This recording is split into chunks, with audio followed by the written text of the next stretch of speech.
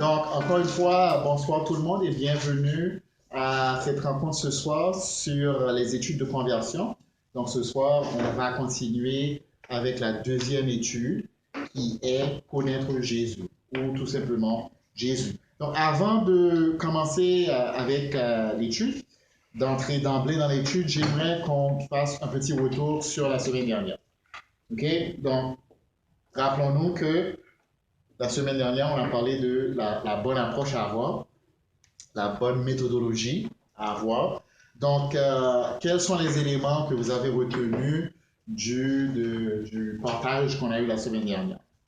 Ali?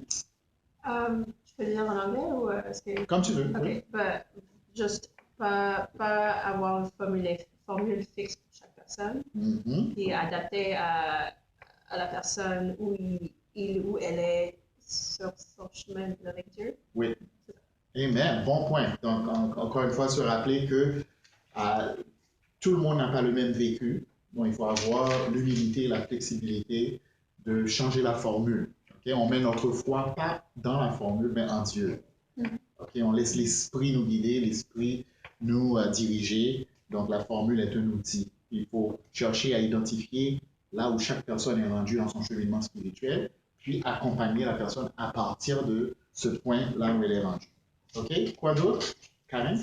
Il faut avoir des attentes élevées, mais en même temps avoir beaucoup de patience avec la personne. Absolument. Absolument. Encore une fois, c'est un bon point parce qu'on appelle les gens à changer leur vie radicalement. OK? Puis il faut réaliser que de par eux-mêmes, ils ne sont pas capables de faire ça. Donc, ça prend l'Esprit Saint, ça prend la grâce de Dieu. Donc, en étudiant avec les gens, on ne va pas s'attendre à ce qu'ils se convertissent avant d'être convertis. Puis souvent, dans le passé, c'est ce qu'on a fait. On veut que les gens prennent au sérieux l'engagement qu'ils prennent envers Jésus. Mais il faut avoir de la patience et puis il faut communiquer aux gens que le message de Jésus, c'est pas deviens parfait et puis je t'accepte. Okay? Le message de Jésus, c'est viens à moi, puis moi je te rends parfait. Donc c'est important de comprendre l'essence de l'évangile. Bon point, Chloé. Aussi, c'est après le baptême que tu changes vraiment dans ce que tu as l'esprit. Alors, attends. Il n'y a pas des attentes qui vont être ici avant qu'ils soient baptisés. Exactement. Yeah. Bon point encore. C'est ça qu'il faut que les attentes soient raisonnables. Il faut que la personne comprenne l'engagement, mais on ne s'attend pas à ce que la personne vive sa vie comme un chrétien parce qu'elle n'est pas encore convertie. Donc, mais elle doit prendre conscience, puis elle doit vouloir aller vers le changement pour embrasser l'appel de Jésus. OK? Autre question, autre commentaire? Ouais. Louis? Je me rappelle par rapport à ce que Karen a dit tout à l'heure que par les baptêmes, c'est comme si nous, comme disciples, nous s'aimons, mais c'est Dieu qui fait jamais. Ouais. Donc, les baptêmes, ce n'est pas à nous autres de faire. Nous allons cheminer avec la personne, mais c'est Dieu qui va faire les baptêmes. Oui, encore une fois, c'est un bon point parce que souvent, dans le passé, en tant que disciple, on se mettait tellement de responsabilités, le poids pesait tellement sur nos épaules.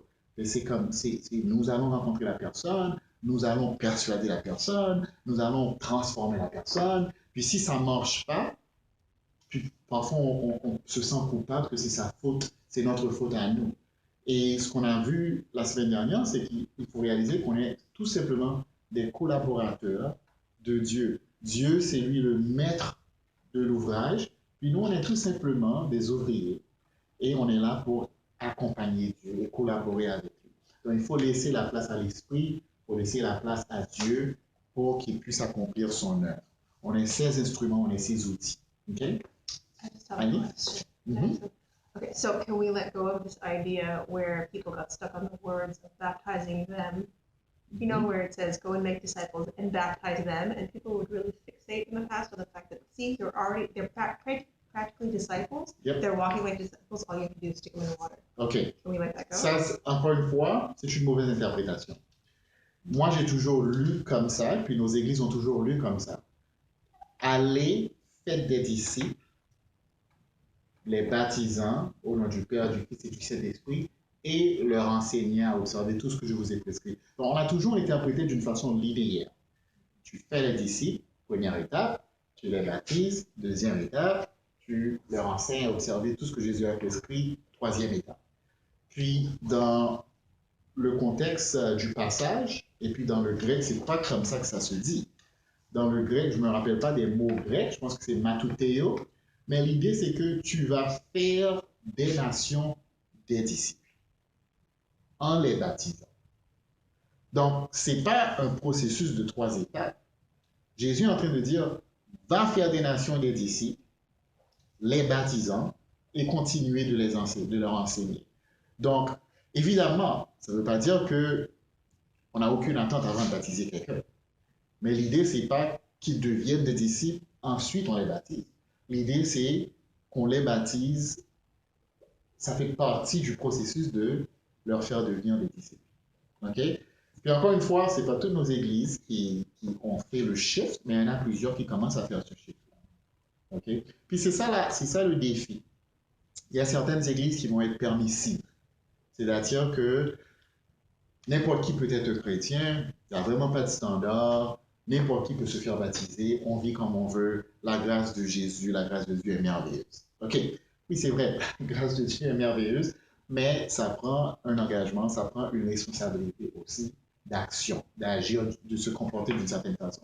Il y a d'autres églises qui sont à l'autre extrême du spectre, qui sont légalistes, qui vont dire que tu dois performer pour mériter la grâce de Dieu. Et puis même s'ils ne le disent pas de cette façon très expressive, mais dans la pratique, c'est l'attente. L'attente, c'est que c'est toi qui dois performer pour mériter la grâce de Dieu. Puis, il faut faire la part des choses, il faut faire l'équilibre. On est sauvé par la grâce, mais cette grâce nous appelle, comme on a lu la semaine dernière, mercredi dernier plutôt, chapitre 2, c'est cette grâce qui nous enseigne à dire non au péché et à embrasser l'appel de Jésus. Donc c'est ça, il faut ajuster nos attentes. Ça ne veut pas dire qu'il ne faut pas avoir d'attentes, mais il faut avoir des attentes raisonnables. Donc, si je pose la question, comme on l'a fait à la fin de la semaine dernière, quelles sont les 3 choses que l'on veut que la personne retienne après l'étude de la parole? OK? La parole, c'est l'autorité. Yes. Donc, premièrement, la parole, c'est l'autorité finale. On veut véhiculer ce message. On veut que la personne retienne que la parole de Dieu, c'est l'autorité finale. Pas ta culture, pas tes parents, pas tes traditions, pas ton prof de philosophie. La parole, pas tes opinions. OK? La parole de Dieu, c'est ça l'autorité finale. On veut baser sa vie sur la parole de Dieu. Deuxième chose qu'on veut que la personne retienne. Exactement. La parole de Dieu est une source de sagesse infinie. C'est la sagesse de Dieu. Donc, il faut s'en servir quotidiennement. OK? Moi, j'ai grandi en Haïti dans une culture très superstitieuse où la Bible, la parole de Dieu, était vue comme comment tu dis ça? Un allumet? Non, c'est quelque chose que les Indiens utilisaient pour se protéger contre les mauvais esprits. Comme un talisman. OK? Donc, on utilisait la Bible pour protéger les mauvais esprits. Donc, le soir, avant de te coucher, tu mettais la Bible sous ton oreiller. OK. Ce n'est pas la raison pour laquelle Dieu nous a donné la Bible. La Bible, c'est sa parole qui a pour rôle de nous transformer et de nous rendre à son image. Donc, la Bible est une source de la sagesse de Dieu. Il faut l'utiliser de façon régulière. Puis la troisième chose qu'on voulait que la personne retienne, c'est quoi? Troisième chose? Bien interpréter la Bible. Oui, c'est important de bien interpréter. C'est pas ça la troisième chose? OK, exactement. Il ne faut pas se limiter à seulement lire la parole. OK, comme on a vu dans Jacques chapitre 1er, OK, versets 19 à 25, c'est important de lire la Bible, mais on ne peut pas s'arrêter juste à la lecture de la Bible. Il faut appliquer.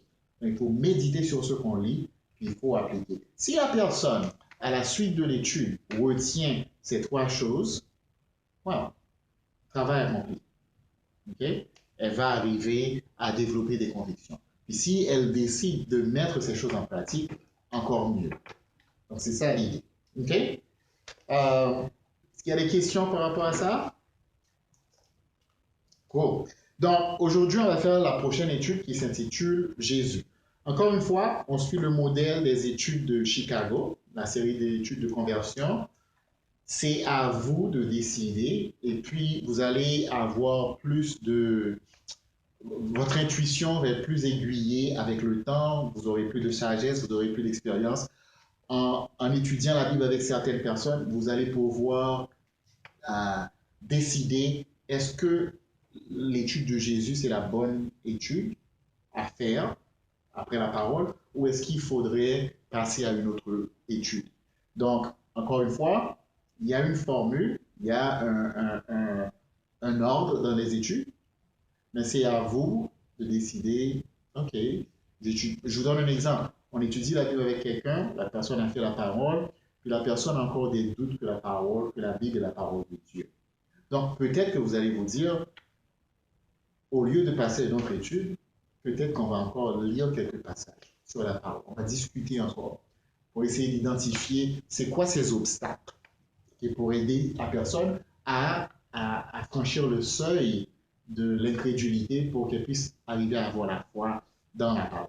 OK? Donc, utilisez votre jugement, puis ne faites pas comme moi je l'ai fait dans le passé. Je pense que je le fais moins ou pas du tout aujourd'hui.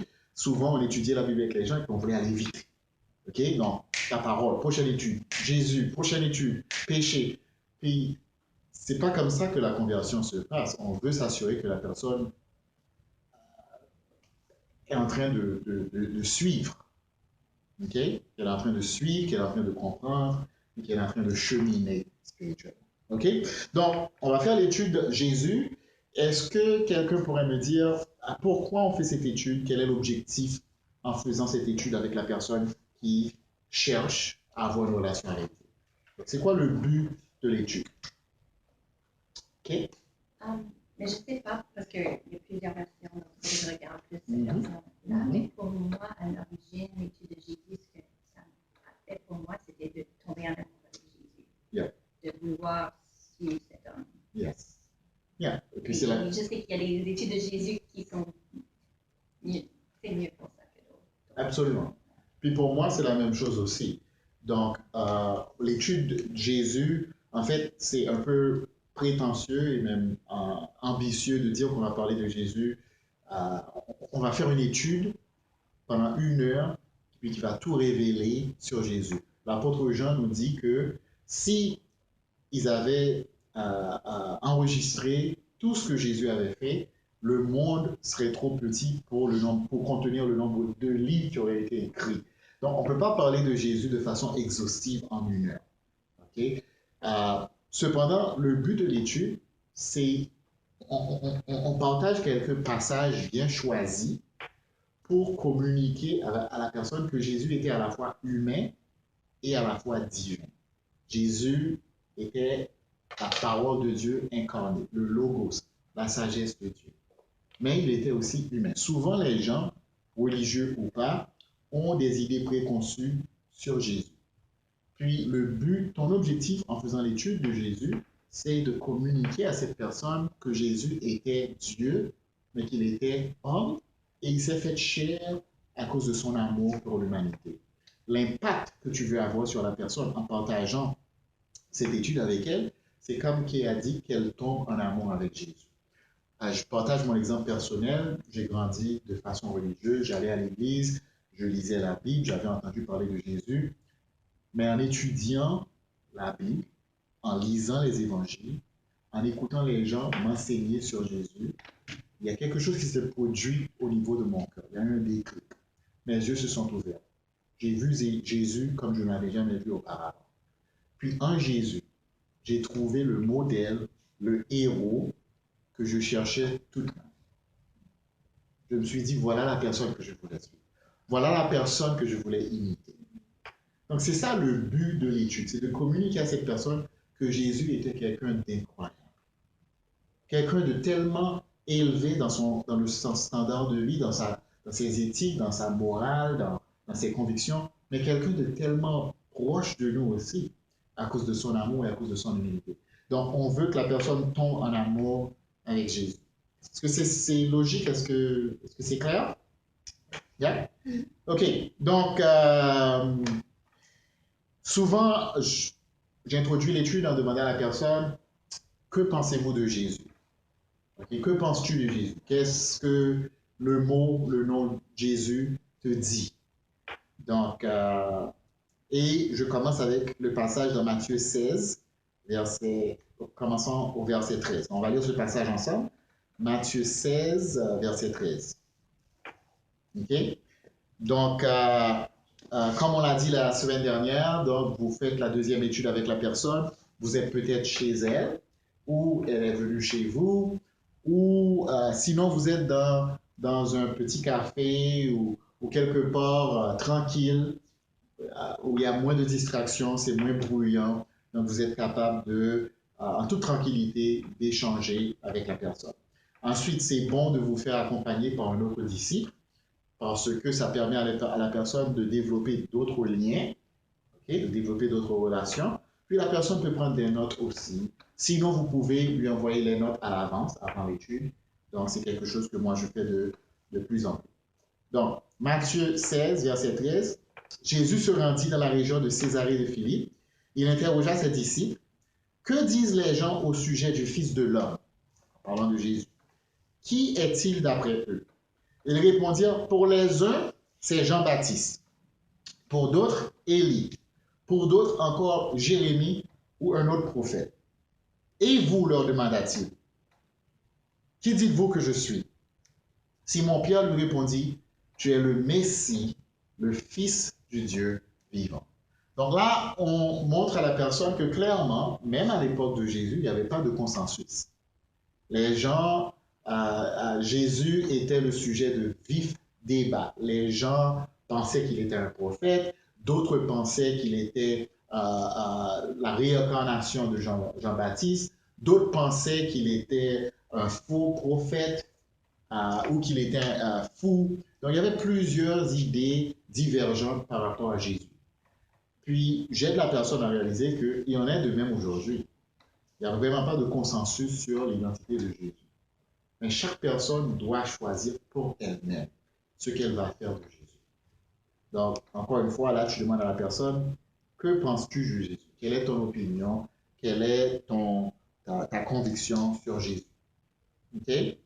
Donc, le but de cette étude, c'est de révéler à la personne qui est Jésus. Donc, Jean, chapitre 1er, 1 à 4.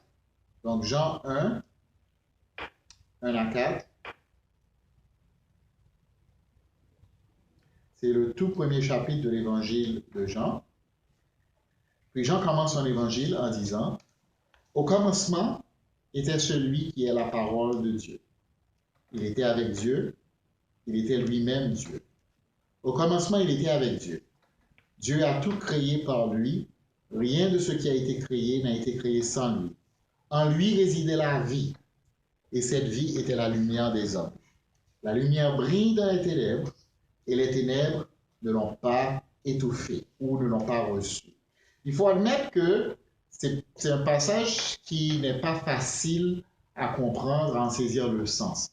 Donc, dépendamment de la personne avec qui vous étudiez, c'est peut-être quelqu'un de très religieux qui est très familier avec ce passage, donc il va sans doute comprendre que le passage parle de Jésus. Mais à l'autre bout du spectrum, ça peut être quelqu'un aussi qui n'a aucune idée de ce que ça veut dire. Donc, vous devez être patient avec la personne. Vous comprenez ce que je veux dire? Ne vous attendez pas à ce que après une première lecture, que le déclic se fasse, que la personne s'écrie « Oh, wow! Ici, on parle de Jésus! » Donc, ne soyez pas découragés si ça vous prend un peu plus de temps pour expliquer à la personne qu'ici, on parle de Jésus. OK? Donc, souvent, moi, ce que je fais, je continue la lecture jusqu'au verset 14, quand il dit « Celui qui est la parole est devenu homme, et il a vécu parmi nous. Nous avons contemplé sa gloire, la gloire du Fils unique envoyé par son Père, plénitude de grâce et de vérité. » Donc ici, c'est clair que Jean fait le lien entre Jésus et la parole.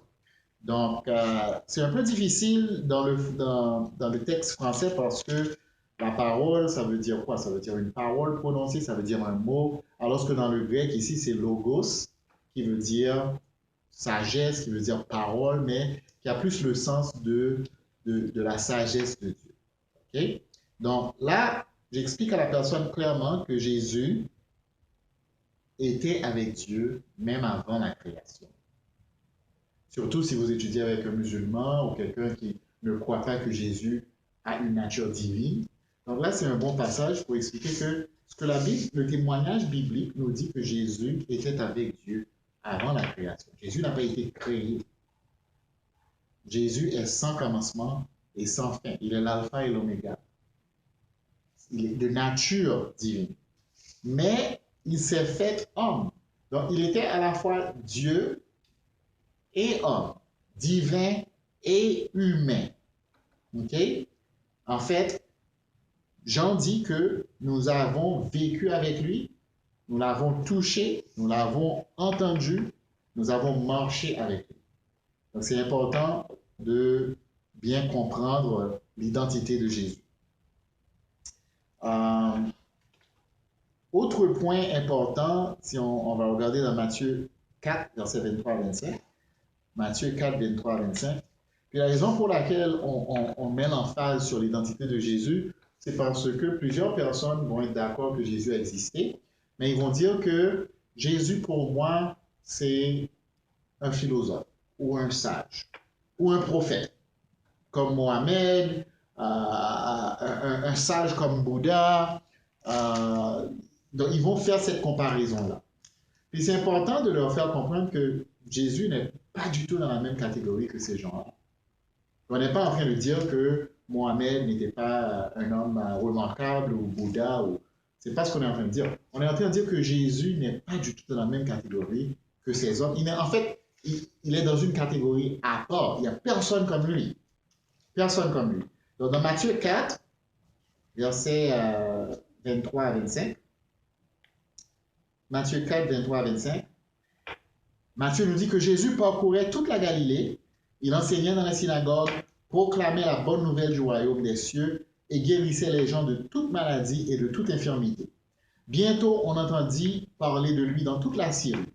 On lui amena tous ceux qui étaient atteints de diverses maladies et souffraient de divers maux, ceux qui étaient sous l'emprise d'un démon, ainsi que des épileptiques et des paralysés. Il les guérit tous. Des foules nombreuses se mirent à le suivre. Elle était venue de la Galilée, de la région des 10 villes, de Jérusalem, de la Judée et du territoire transjordanien. Donc, les paroles de Jésus et ses actions témoignaient à tous qu'il y avait quelque chose de très spécial, de très particulier, de très différent par rapport à lui.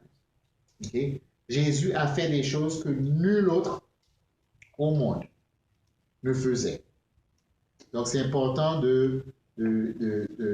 d'établir cette distinction-là clairement avec la personne. Okay? Donc, autre passage qu'on partage dans l'étude, Marc chapitre 1er, 1 à 8. Donc, Marc chapitre 1er, 1 à 8. Là, l'évangile, dans son évangile, Marc nous parle du fait que Jésus était attendu. Okay? On va lire au verset 1er. Ici commence l'évangile de Jésus-Christ, le Fils de Dieu, selon ce qui est écrit dans le livre du prophète Isaïe. J'enverrai mon messager devant toi. Il te préparera le chemin. On entend la voix de quelqu'un qui crie dans le désert, préparez le chemin pour le Seigneur, faites-lui des sentiers droits. Donc, ici, Marc nous dit que Jean-Baptiste, le cousin de Jésus, était venu préparer le chemin pour Jésus et sa mission, ainsi que celle de Jésus, avait été annoncée des siècles en avant par Ésaïe. Donc, en fait, c'est là où on aide la personne à comprendre que Jésus était attendu. Il y a des centaines de prophéties sur Jésus dans l'Ancien Testament. Okay? En fait, si la personne doute de ce que vous dites, c'est une bonne étude à faire avec la personne, ou au moins lui envoyer les Écritures, des prophéties spécifiques qui avaient été faites sur Jésus par Ésaïe, par Michée, par Jérémie, par de nombreux prophètes, et comment ces prophéties-là ont été accomplies dans le Nouveau Testament. Donc, c'est ça le point. On veut communiquer à la personne que Jésus était attendu.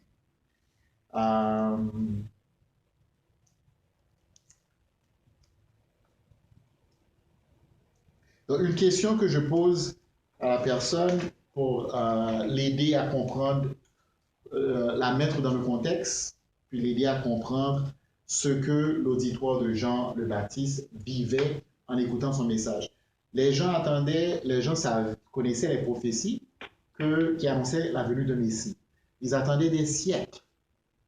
Puis après plusieurs décennies, même des siècles de silence, parce que le dernier prophète de l'Ancien Testament, c'est Malachie, il y a eu une période de 400 ans de silence entre Malachie et Jean-Baptiste. Donc, les gens allaient dans les synagogues, ils lisaient les prophéties, puis parlaient de ce Messie qui allait venir. Mais il y a 400 ans de silence où il n'y a aucun prophète qui se pointe sur la scène pour parler de Dieu. OK? 400 ans de silence où personne ne vient dire « j'ai un message qui m'est venu de Dieu ». Et puis soudainement, un jour, les gens se lèvent, puis il y a Jean-Baptiste dans le désert qui prêche, puis tout le monde atteste que c'est un prophète. Et puis il dit que, pas comme les anciens prophètes, que dans les derniers temps, le Messie viendra. Il leur annonce maintenant, le Messie va venir. Puis d'après vous, alors je demande à la personne, quel sentiment traversait ces gens-là en écoutant ça? Leurs grands-parents, leurs parents et leurs ancêtres leur annonçaient que le Messie viendrait un jour. Puis, soudainement, Jean-Baptiste monte sur scène, puis dit, voilà le Messie qui s'en vient. Donc là, je demande aux gens, je demande à la personne, essaie de te mettre dans ce contexte. Que ressentaient ces gens-là en écoutant le message de Jean-Baptiste? Donc, encore une fois, pour aider à la personne d'entrer dans le contexte, de comprendre l'attente que les gens avaient. C'est ça. Donc, ici, on montre à la personne que Jésus appelait des gens à le suivre. Jésus appelait des disciples à venir avec lui. Puis, on demande à la personne, d'après toi, pourquoi Jésus appelait des disciples à venir avec lui? À venir après lui. Pourquoi Jésus appelait des gens à venir après lui? OK, parce qu'il voulait que, to be fishers of men, il voulait que ces gens deviennent pêcheurs d'hommes. Puis quoi d'autre? Parce que lui ne serait pas toujours là. Parce qu'il ne serait pas toujours là. OK, il avait un plan pour eux. Mais est-ce que c'est différent de la façon dont les autres rabbins ou les autres maîtres agissaient avec leurs disciples? Ben oui. Parce qu'il voulait que ces les imiter. Il voulait les enseigner afin qu'ils puissent les imiter. Exactement. Donc Jésus voulait que ces gens viennent avec lui. Mais ce qui est différent, c'est que souvent, c'est des disciples qui allaient voir les maîtres. C'est les disciples qui allaient voir les rabbins. Les rabbins avaient une réputation, puis les disciples venaient cogner à leur porte. Ah, on veut vous suivre, on veut apprendre de vous. Puis là, ce qu'on voit, on voit Jésus aller vers la foule, puis appeler des gens à venir à lui. OK? Parce qu'il ne voulait pas seulement leur passer des connaissances, il voulait s'investir en eux. Il voulait leur passer lui-même. Puis c'est ce qui est différent entre Jésus et les autres. Les autres prophètes, les autres philosophes, les autres sages, les autres leaders religieux avaient souvent un message pour les gens. Mais Jésus n'a pas juste un message. Jésus est le message. C'est lui le message. Donc il n'est pas venu pour donner un message, il est venu pour se donner lui-même au monde. Donc c'est important d'aider la personne à faire cette distinction-là.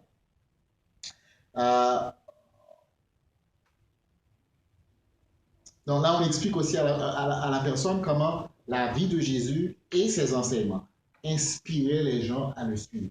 Les gens étaient prêts à abandonner tout pour suivre Jésus. Leur travail, leurs parents, leurs occupations, leur confort pour suivre Jésus.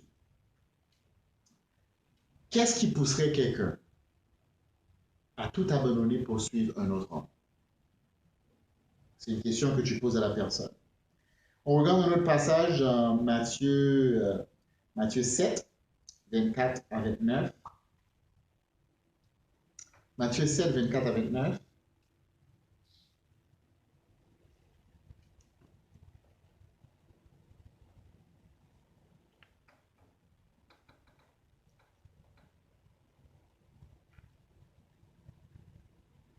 Matthieu 7, 24 à 29. Jésus dit, c'est pourquoi celui qui écoute ce que je dis et qui l'applique ressemble à un homme sensé qui a bâti sa maison sur le roc.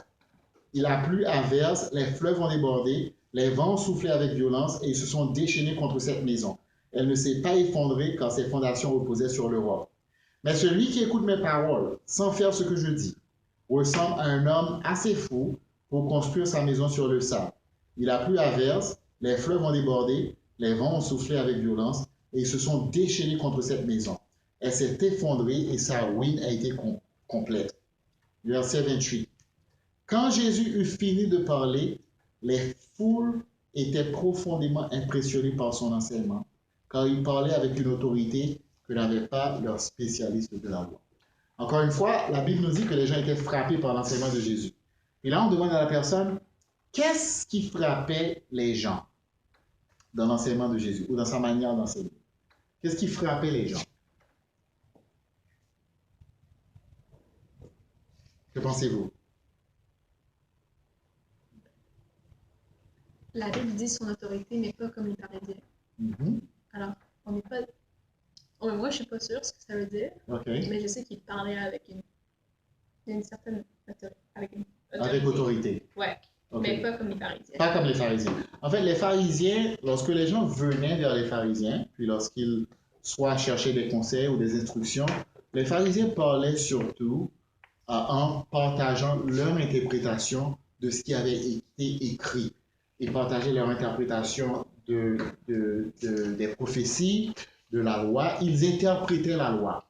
Puis parfois, ils citaient d'autres docteurs de la loi, d'autres rabbins qui avaient vécu avant eux. Ils disaient, ben, selon Hillel, voilà ce que ce passage veut dire. Ou bien selon un tel, voilà ce que ce passage veut dire. Donc, ils communiquaient avec les gens, mais c'était surtout leur opinion, leur interprétation de la loi. Donc, les gens étaient habitués avec ça. Tel rabbin ou tel docteur de la loi a dit, interprète ou tranche ce passage de telle façon. Puis alors, quand Jésus vient sur scène, il ne cite pas d'autres philosophes ou d'autres rabbins ou d'autres docteurs de la loi. Puis il n'y a aucune ambiguïté dans ce qu'il dit. Il dit, si ton œil est pour toi une occasion de chute, enlève ton œil. Si ta main est pour toi une occasion de chute, coupe-la. Il dit, si tu regardes une femme avec un regard d'adultère, tu as déjà péché avec elle dans ton cœur. Puis les gens étaient frappés par son enseignement parce qu'il parlait comme quelqu'un qui avait écrit la loi, pas comme quelqu'un qui interprétait la loi. Puis c'est important, encore une fois, de soulever ce point avec la personne pour qu'elle comprenne que Jésus n'était pas juste un enseignant ou un prophète. Jésus était Dieu. Dieu qui est venu sur terre pour ramener ses enfants à lui. Dieu fait chair. OK? Un autre aspect de la vie de Jésus qui est super important à soulever, c'est l'histoire de la femme samaritaine dans Jean chapitre 4, versets 4 à 9. Jean chapitre 4, versets 4 à 9. Donc là, j'aime mettre la personne dans le contexte que les Samaritains étaient moitié des descendants de Jacob, mais à moitié. Donc les Juifs ne s'associaient pas avec les Samaritains. En fait, pour sortir de la Galilée, qui était au nord d'Israël, pour aller en Judée, qui était au sud, il fallait passer par la Samarie. Mais les Juifs, pour éviter d'avoir aucun contact avec les Samaritains, qu'ils considéraient comme inférieurs, comme impurs, okay, ils faisaient un détour et contournaient la Samarie. Donc, faisait que le voyage était plus long. Puis Jésus ne faisait pas ça. Jésus sortait de Capernaum en Galilée, puis descendait direct, puis passait par la Samarie. Aucun Juif ne faisait ça. Mais Jésus entraînait ses disciples, puis marchait directement, puis traversait la Samarie. Ensuite, les Juifs d'habitude ne parlaient pas aux femmes. Mais Jésus, lui, il approche la Samaritaine, puis il parle avec elle. En plus de ça, la Samaritaine, toute une Samaritaine, elle avait une mauvaise réputation. C'était une femme qui avait été mariée 5 fois, puis qui vivait avec un homme qui n'était même pas son mari. Donc, là, c'est tous les stéréotypes, tous comment tu dis ça, les préjugés, c'est tous les préjugés que cette femme avait toutes les raisons pour qu'on lui montre, pour qu'on lui traite avec des préjugés, pour qu'on la traite avec des préjugés. Alors, ce que Jésus a mis de côté tous les préjugés, puis il alla vers quelqu'un qui, dans sa société, était considéré comme une paria, comme quelqu'un, comme un intouchable, comme quelqu'un qu'il faut mettre de côté. Puis, qu'est-ce que ça nous dit sur Jésus? Donc, c'est la question qu'on pose à la personne. Okay? Qu'est-ce que ça nous dit sur Jésus? C'est lui qui fait les règles. Il ne suit pas les règles des hommes. Il ne suit aucune règle des hommes. Okay? Puis qu'est-ce que ça nous dit aussi sur son regard sur l'humain? Comment voit-il les gens? Est-ce qu'il voit les gens de la même manière que nous voyons les gens? Non. Non. C'est comme pour dire qu'il voit quelle que soit la personne, quelle que soit la couleur de sa peau, ouais. Quelle que soit sa richesse, Yep. il le voit de la même façon. Exactement. Donc, il n'exerce aucun préjugé. Il voit la valeur de l'humain et c'est une valeur intrinsèque. Puis c'est différent, il n'y a personne d'autre comme ça. Il n'y a personne d'autre comme Jésus. Il n'y a personne d'autre qui regarde les gens et qui ne voit que leur valeur intrinsèque. Puis c'est ce que Jésus fait. Leur valeur quoi? Intrinsèque. C'est-à-dire leur valeur propre. Au-delà de leur éducation, de leur statut social, de l'argent qu'ils ont, tu vois. Puis souvent, c'est ça le défi de l'existence humaine, c'est ce qui nous pousse à chercher une éducation ou à élever notre statut social parce qu'on ne s'accepte pas et on sait qu'on n'est pas accepté des autres et puisqu'on veut être accepté, donc on va chercher des choses qui vont rajouter à notre valeur. Puis là, tu expliques à la personne que, écoute, Jésus t'aime tel que tu es. Jésus t'aime tel que tu es. Tu as de la valeur aux yeux de Jésus. Et pour certaines personnes, ils vont avoir du mal à croire ça parce que toute leur vie, leur valeur a été attachée à quelque chose. Leur performance à l'école, leur quotient intellectuel, leur statut social, économique. Puis une personne qui ouvre son cœur à Jésus et qui apprend pour la première fois qu'elle a de la valeur telle qu'elle est, ça peut avoir un impact puissant sur cette personne. OK? Dernier passage, donc Jean chapitre 13. Encore une fois, on pourrait consulter plusieurs passages et puis dans l'étude, il y a une liste de passages supplémentaires que tu vas recommander à la personne. OK? Mais on partage ces passages bien choisis pour dresser un portrait sur qui Jésus était. Humain, divin, Dieu d'amour, Dieu de compassion, un Dieu qui ne apporte pas des préjugés contre les autres, un Dieu qui va vers ceux et celles qui sont intouchables.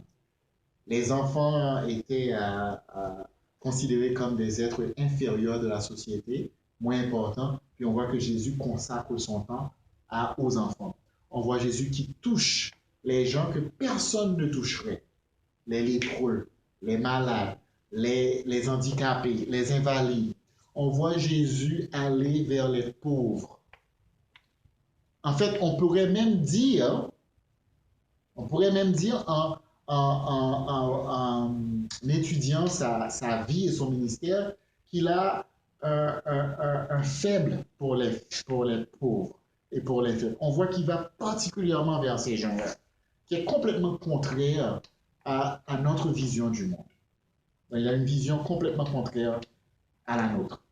Dans Jean chapitre 13, donc ici on regarde un passage sur l'humilité de Jésus. Jean chapitre 13, verset 1er. La Bible nous dit, c'était juste avant la fête de la Pâque. Jésus savait que l'heure était venue pour lui de quitter ce monde pour s'en aller auprès du Père. C'est pourquoi il donna aux siens qu'il aimait et qui étaient dans le monde une marque suprême de son amour pour eux. C'était au cours du repas. Déjà, le diable avait semé dans le cœur de Judas, fils de Simon Iscariote, le projet de trahir son maître et de le livrer. Jésus savait que le Père avait tout remis entre ses mains, qu'il était venu d'auprès de Dieu et qu'il allait retourner auprès de lui. Il se leva de table pendant le dîner, posa son vêtement, prit une serviette de lin qu'il se noua autour de la taille. Ensuite, il versa de l'eau dans une bassine, et commença à laver les pieds de ses disciples, puis à les essuyer avec la serviette qui s'était nouée autour de la taille. Quand vint le tour de Simon-Pierre, celui-ci protesta, « Toi, Seigneur, tu veux me laver les pieds? » Jésus lui répondit, « Ce que je fais, tu ne le comprends pas pour l'instant, tu le comprendras plus tard. » Mais Pierre lui répliqua, « Non, tu ne me laveras pas les pieds, sûrement pas. » Puis là, tu peux demander à la personne, pourquoi d'après toi, Pierre s'opposa-t-il tellement à ce que Jésus lui lave les pieds? Chloé? Ben, c'était techniquement sa job de laver les pieds de Jésus parce que c'était Son maître? son maître. Mhm. Alors, sa moralité était très, très, très proche de sa statut social. Il était Mhm. encore très dans le monde. Yes. Puis, c'est vrai qu'il ne comprenait pas ce que Jésus faisait. Les rôles sont inversés ici. Parce que Pierre lui dit, mais tu es mon maître, c'est moi qui devrais te laver les pieds. Mais pourquoi est-il tellement choqué par l'action de Jésus? Il ne s'oppose pas seulement, mais on voit qu'il est choqué. Puis ce que Jésus est en train de faire, c'est ça le point, l'action de Jésus choque. L'action de Jésus doit choquer. Parce que même dans le contexte, dans la culture juive, c'est pas simplement que les serviteurs lavaient le pied des maîtres. C'était le plus bas des serviteurs. OK?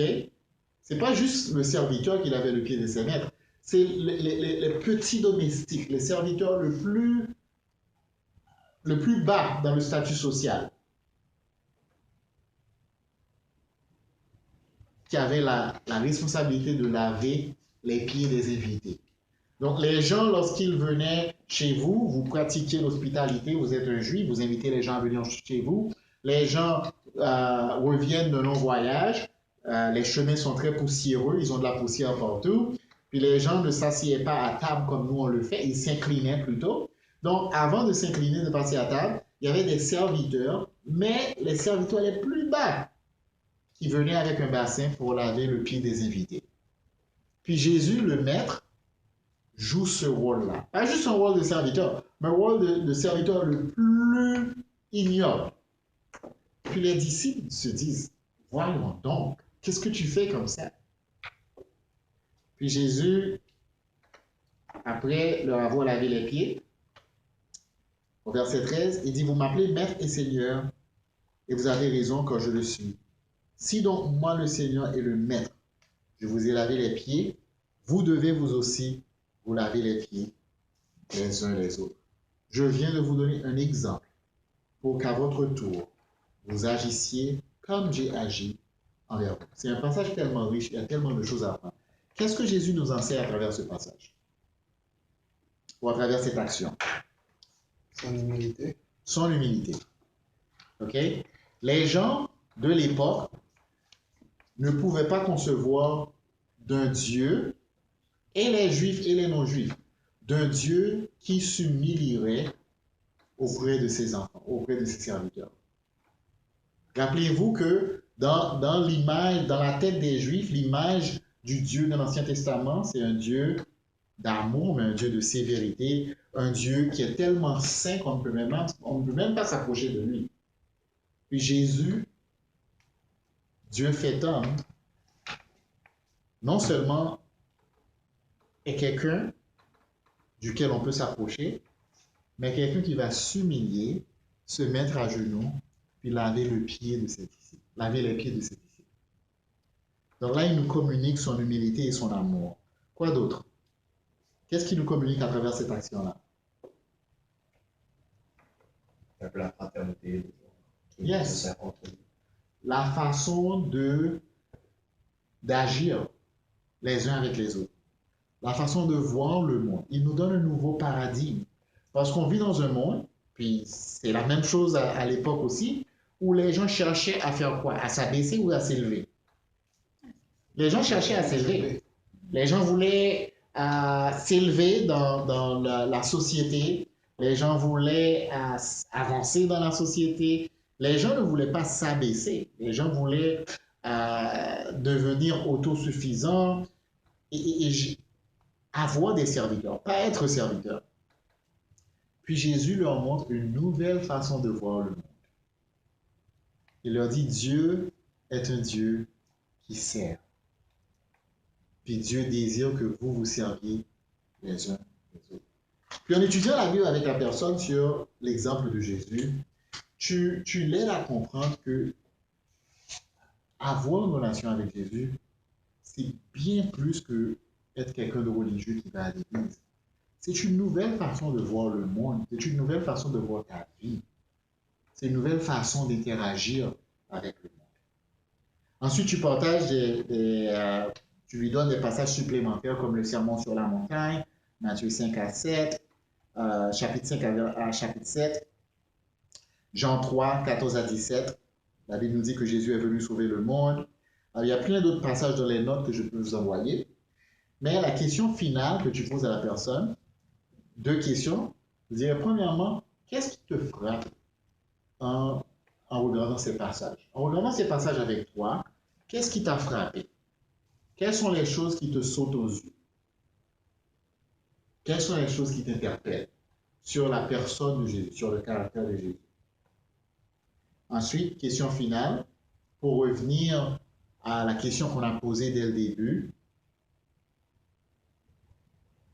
Que dis-tu de Jésus? Qui est Jésus selon toi? Puis la personne peut répondre de plusieurs façons. Il y a des gens qui vont être touchés puis qui vont dire « Waouh, j'ai été tellement impacté par ce que j'ai entendu, puis je vois que Jésus est le Fils de Dieu. » OK? Là, tu dis « Amen! » Le courant passe. Mais il y a des gens aussi qui bien que l'Esprit commence à travailler en eux, ça va être le déclic va être un peu plus lent. Encore une fois, il faut être patient, il faut être à l'affût aussi, écouter la réponse de ces gens,